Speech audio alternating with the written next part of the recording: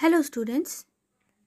पिछली कक्षा में हमने आपके हिंदी पाठ्य पुस्तक वसंत भाग 1 से बचपन पाठ को पढ़ना शुरू किया था। हमने पढ़ा था कि यह एक संस्मरण है जिसे लिखा है कृष्णा सोबती जी ने। पिछली कक्षा में हमने लेखिका के बचपन के पहनावे और उनमें से किन किन चीज़ें अभी भी याद हैं इसके विषय में पढ़ा था। आज हम इससे आगे बढ़ेंगे। लेखिका कहती हैं कि बचपन में इतवार की सुबह उठकर वे अपने मोजे धोते थे और जूतों को पॉलिश करके चमकाते थे। सरवर, मुझे आज भी बूट पॉलिश करना अच्छा लगता है। हालांकि अब नई नई किस्म के शू आ चुके हैं और कहना होगा कि ये पहले से ज़्यादा आरामदायक है। जब उनको बचपन नए जूते दिए जाते थे तो उनके साथ ही उनका इलाज भी शुरू हो जाता था, क्योंकि वो काफ़ी सख्त होते थे और उनसे पैर कट जाते थे। जब कभी लंबी सैर पर अपने पास रुई ज़रूर रखते। जूता लगा तो रुई मोजे के अंदर। हाँ, हमारे तुम्हारे बचपन में तो बहुत फ़र्क हो चुका है। हर शनिचर यानी कि हर शनिवार को हमें ऑलिव ऑयल या कैस्टर ऑयल पीना पड़ता। यह एक मुश्किल काम था। शनिचर को सुबह से ही नाक में इसकी गंध आने लगती। छोटे शीशे के गिलास जिन पर ठीक खुराक के लिए निशान पड़े रहते और उन्हें देखते ही मितली होने लगती, यानी कि वह दवाई लेखिका को बिल्कुल पसंद नहीं था, इसलिए उसे देखते ही उन्हें उल्टी आने जैसा महसूस होने लगता। मुझे आज भी लगता है कि अगर हम न भी पीते वह शनिवारी दवा तो ज़्यादा कुछ बिगड़ने वाला नहीं था, सेहत ठीक ही रहती। तुम्हें बताऊंगी कि हमारे समय और तुम्हारे समय में कितनी दूरी आ चुकी है। लेखिका आगे कह रही हैं कि लेखिका कहना चाहती हैं उनके समय और हमारे समय में कितना फ़र्क आ चुका है। यहाँ तक कि बचपन की दिलचस्पियाँ भी बदल गई हैं। कहने का अर्थ है कि लेखिका के बचपन में उनके उम्र के बच्चों को जो चीज़ें पसंद थी, आज हमारे उम्र की या फिर तुम्हारे उम्र के बच्चों के वो दिलचस्पियाँ भी अलग हो गई हैं। लेखिका आगे कह रही हैं, याद रहे उन दिनों कुछ घरों में ग्रामोफोन थे, रेडियो और टेलीविज़न नहीं थे। हमारे बचपन की कुल्फ़ी आइसक्रीम हो गई है। बचपन में लेखिका कुल्फ़ी खाती थी, लेकिन आज के बच्चे क्या खाते हैं? आइसक्रीम। कचौड़ी समोसा पेटीज में बदल गया है।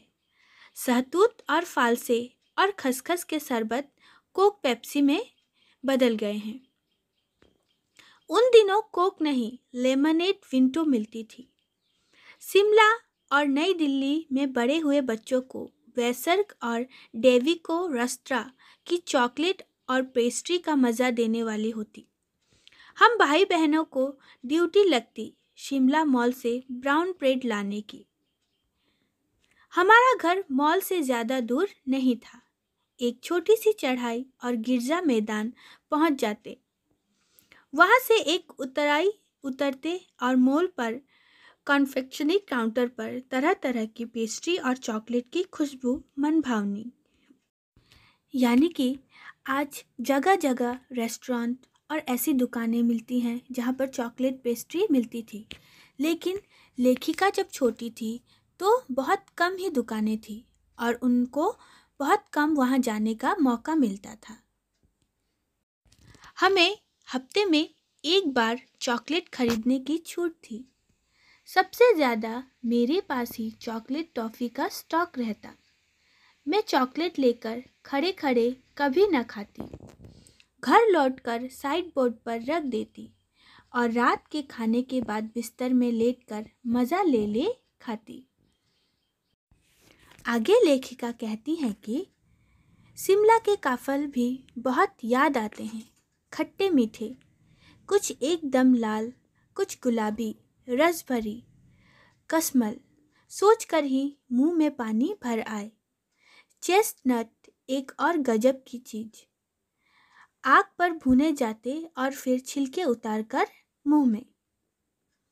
चने जोर गरम और अनारदाने का चूर्ण। हाँ, चने जोर गरम की पुड़िया जो तब थी वह अब भी नजर आती है। पुराने कागजों से बनाई हुई इस पुड़िया में निरा हाथ का कमाल है। नीचे से तिरछी लपेटते हुए ऊपर से इतनी चौड़ी कि चने आसानी से हथेली पर पहुंच जाए।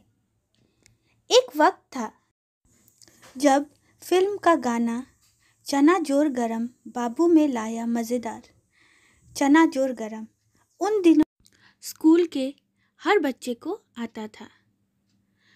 कुछ बच्चे पुड़िया पर तेज मसाला बुरकवाते। पूरा गिरजा मैदान घूमने तक यह पुड़िया चलती। एक एक चना पापड़ी मुंह में डालने में, कदम उठाने में एक खास ही लय रफ्तार थी। छुटपन में हमने शिमला की रिज पर बहुत मज़े किए हैं, घोड़ों की सवारी की है। शिमला के हर बच्चे को कभी न कभी यह मौका मिल ही जाता है। बच्चों, इन सभी बातों से पता चलता है कि लेखिका बचपन में खाने पीने की बहुत शौकीन थी और उन्होंने अपने समय की प्रायः सभी चीज़ों का आनंद उठाया है। तो बच्चों, आज इस पाठ को हम यहीं तक पढ़ेंगे। आप पढ़ाए गए अंश का अभ्यास कीजिए। धन्यवाद।